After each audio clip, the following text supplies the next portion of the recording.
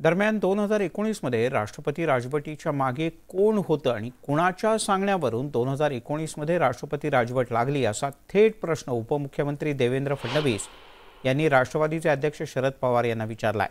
त्यामुळे आता पहाटेच्या शपथविधीचं गूढ आणखीन वाढलंय। पहाटेच्या शपथविधीमुळे 2019 मध्ये राष्ट्रपती राजवट उठली असं वक्तव्य राष्ट्रवादीचे अध्यक्ष शरद पवार यांनी केलं होतं। यानंतर एकदा पुन्हा राज्यात पहाटेच्या शपथविधीचा मुद्दा तापला। दरम्यान शपथविधीच्या संदर्भात तुम्हाला कल्पना होती का या प्रश्नाचं उत्तर देणं पवार यांनी टाळलं। एकूणच आता सत्ता संघर्षाच्या त्या 35 दिवसांचं गूढ वाढत चाललंय। चांगलं आहे, त्यांनी काही खुलासा केलेला आहे।